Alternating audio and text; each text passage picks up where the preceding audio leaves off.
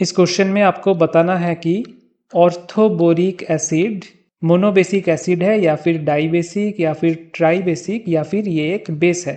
पहले मैं आंसर बता देता हूँ कि ऑर्थोबोरिक एसिड को, इसको आप ऐसे भी लिख सकते हो H3BO3।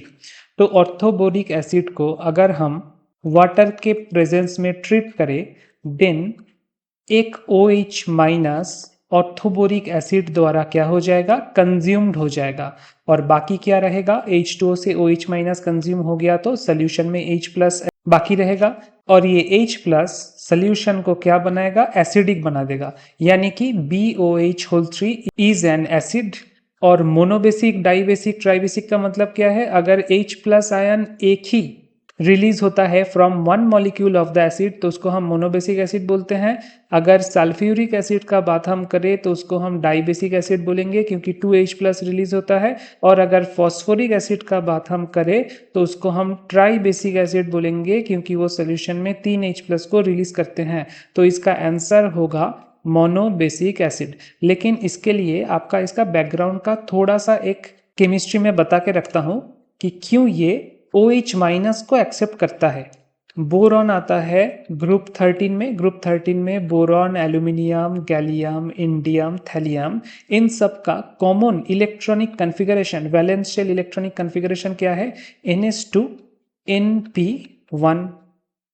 अब बोरॉन के लिए वो है 2s2 2p1। 2s2 2p1 को आप अगर ग्राउंड स्टेट में ड्रॉ करोगे तो वहां पे 2 इलेक्ट्रॉन यहाँ पे अरेंज होगा और 1 इलेक्ट्रॉन p ऑर्बिटल में, ये रहा 2s और ये रहा 2p। लेकिन ग्राउंड स्टेट में तो फॉर्मेशन नहीं होता है कंपाउंड का। कंपाउंड फॉर्मेशन के लिए एक्साइटेड स्टेट में जाना है। तो बोरिक एसिड का फॉर्मेशन के लिए यहाँ पे बोरिक एसिड BOH3 का मतलब क्या, कि बोरॉन के साथ 3 OH ग्रुप लगा हुआ है। तो 3 OH ग्रुप लगा होने के लिए हमें 3 अनपेयर्ड इलेक्ट्रॉन चाहिए जो कि हमें एक्साइटेड स्टेट में मिल जाएगा। कैसे मिल जाएगा, क्योंकि यहाँ से एक इलेक्ट्रॉन इस ऑर्बिटल में ट्रांसफर हो जाएगा एक्साइटेड स्टेट में। अब हमारे पास 3 अनपेयर्ड इलेक्ट्रॉन है और एक वैकेंट ऑर्बिटल है। This is very important, this is vacant p orbital.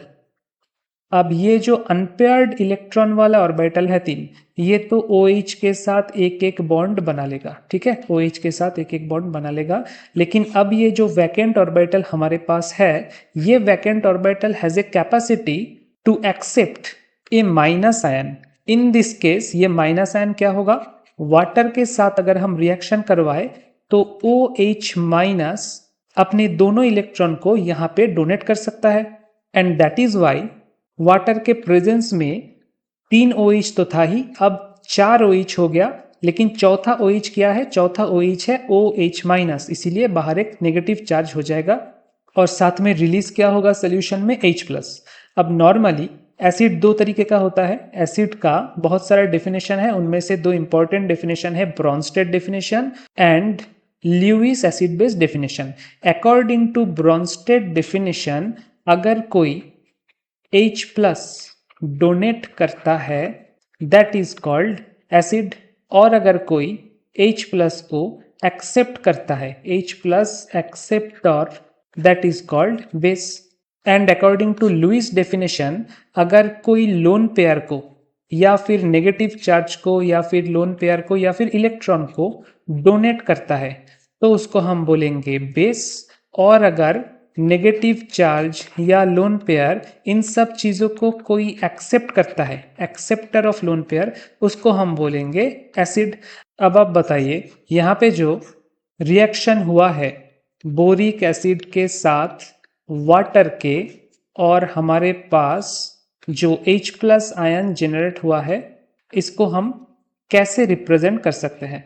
अगर हम ये बोलेंगे कि बोरिक एसिड H प्लस को डोनेट किया है तो ये स्टेटमेंट गलत हो जाएगा, क्योंकि बोरिक एसिड H प्लस को डोनेट नहीं किया है। बोरिक एसिड ने क्या किया है, OH माइनस इस नेगेटिव चार्ज को एक्सेप्ट किया है and as a result water molecule से H प्लस आयन हमें सोल्यूशन में मिला है।